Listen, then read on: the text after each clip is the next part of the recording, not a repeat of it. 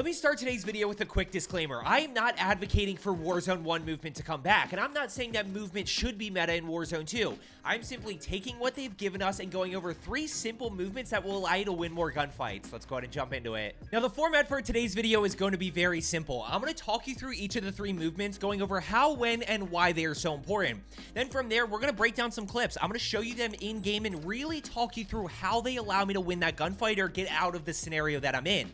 Now, let's go ahead and start off here with what I think is the most important movement in Warzone 2. It makes movement a little bit more fluid, it allows you to move quicker, and most importantly, it gives you a little bit of outplay potential in a game that does not have much outplay potential, and that is going to be dolphin diving. Now, dolphin diving is simply jumping forward, and you do it by holding your crouch prone slide button. There's 3 reasons why dolphin diving is so important in my opinion. Number 1 is it resets your attack sprint every time. There's a lot of open area in Al Mazrah City, and movement tends to be very slow. So if you're rotating from building to building, or you're rotating from one town to another and you're out in the open, this allows you to reset your attack sprint. Attack sprinting is faster than normal sprinting, which is what I'm doing right here. So we simply just jump forward and it resets our attack sprint every single time. Now, I already know what a lot of you are going to say. Joe, what about meleeing? Meleeing resets your attack sprint as well.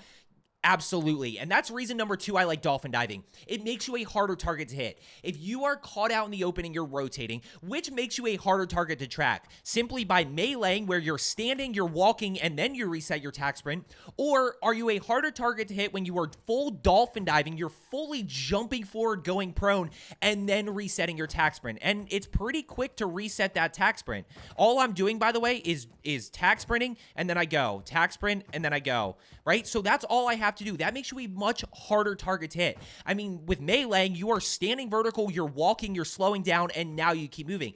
Dolphin diving, you are jumping forward, you are full prone, and then you reset that by going attack sprint again. It makes you a harder target to hit. There's no doubt about it.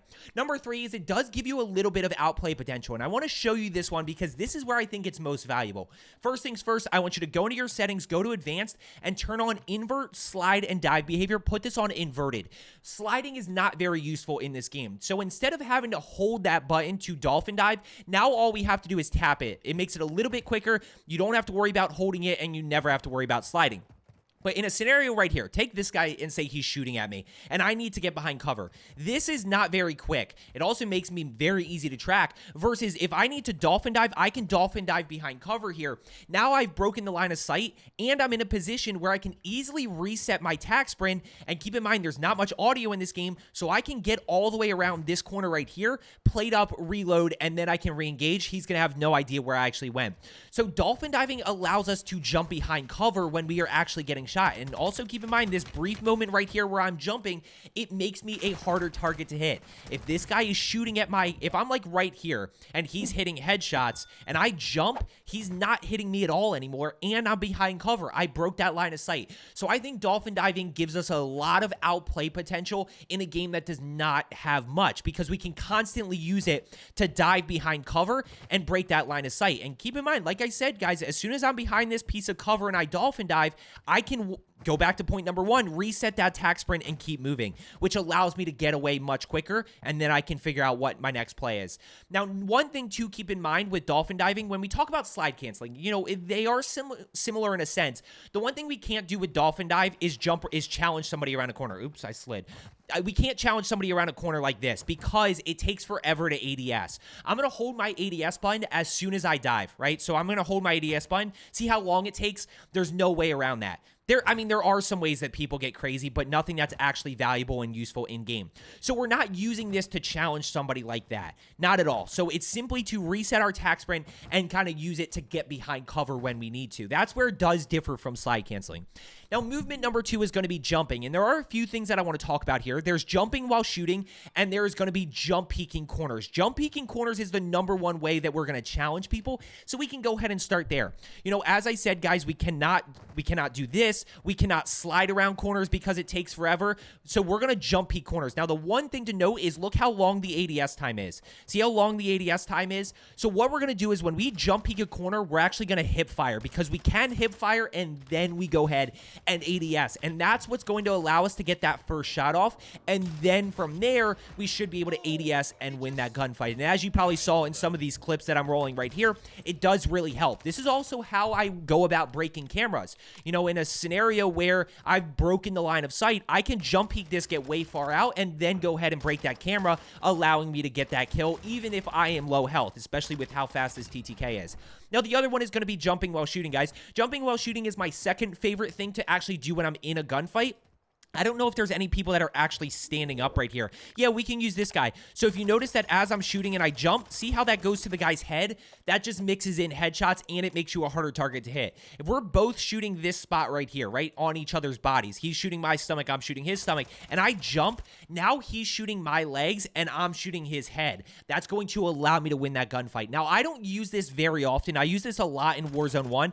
I do not use this nearly as often in Warzone 2, although there are definitely times that I do it, especially if I'm right on top of somebody. You know, if I'm right on top of somebody here and I can hip fire and headshot, that's going to give me a huge advantage.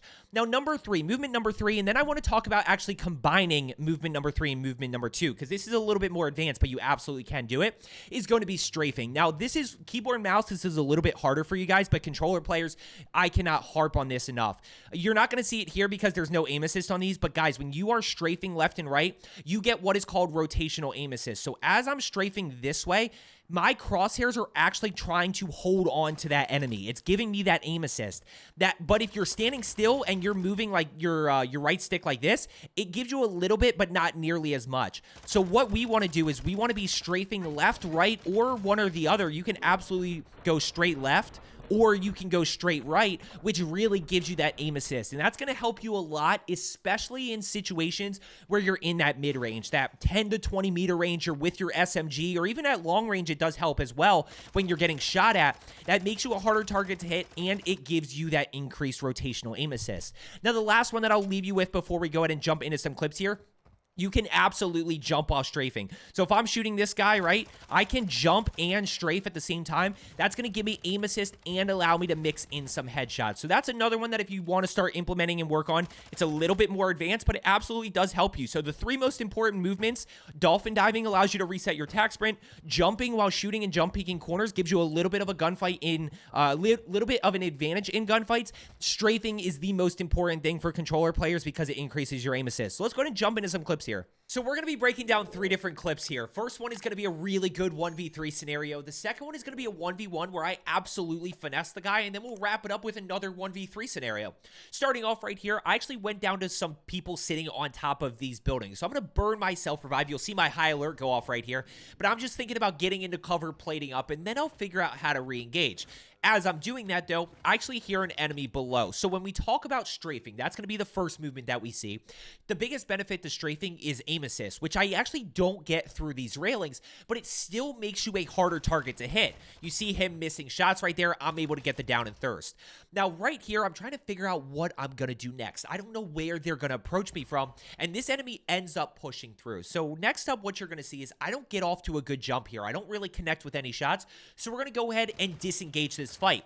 We're going to use tack sprinting and dolphin diving to break this line of sight, reload, and now I can figure out what my next move is, but he has no idea where I actually went.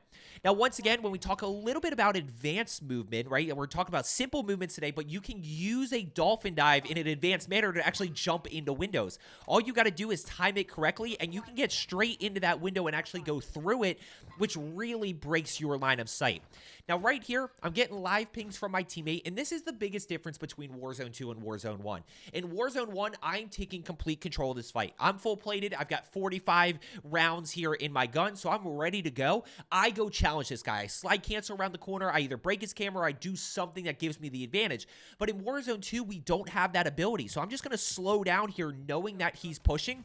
We're just going to wait for him and get the very clean kill. Now, we've got one other enemy left right here who's going to end up taking out Hog over to my right here in a second. So now we get that information, we can start to push over. Now we're just going to try to see what we can find. We're going to go ahead and push up. Notice that it's not necessary to dolphin dive all the time, right? So notice that I'm normal sprinting right here. You don't have to be dolphin diving all the time. But, you know, in this situation, we're just going to wait. We're just going to push up. And we once again see the strafing left and right. You see it right here when I slow it down, guys. It's not a lot. It's just a little bit that makes me a harder target to hit. and allows me to increase my aim assist. So let's go ahead and jump into this next 1v1 situation right here. So this clip right here is all about dolphin diving, and you're going to see just how you can use dolphin diving to finesse out of a bad situation. Starting off, I'm playing some solos. I know that there's an enemy in this building, and I just don't anticipate him well. I just make a pretty bad mistake, and I get absolutely smoked. Now, I'm down to about a bullet here. I'll never be able to make it around this corner, and I'll never be able to mantle and get over this fence. So my only option is to go back to where I came from. And I'm going to go ahead and slow this down, because when we talk about dolphin diving, remember, it propels us forward and it allows us to reset our attack sprint. So it propels me forward a little bit, and I kind of turn around at the same time to see if he's challenging me.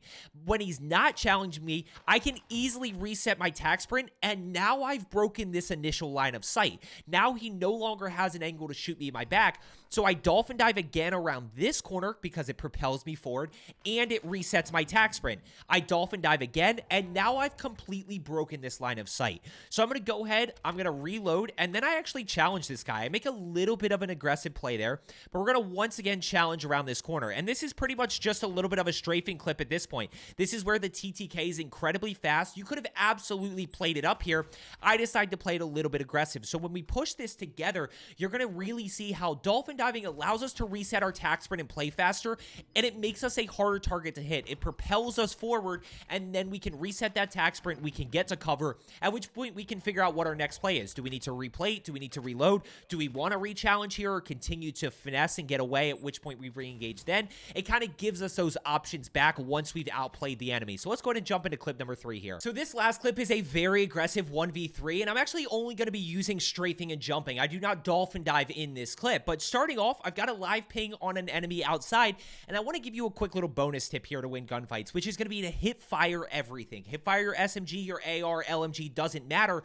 You are very accurate with these, and you're going to see how strafing and jumping allows me to mix in a headshot here, which gives me that faster TTK, allows me to get that knock. You know, I don't have a 3-plate vest, and I am actually very low health at this point, but that little jump allows me to mix in that headshot, giving me a slightly faster TTK.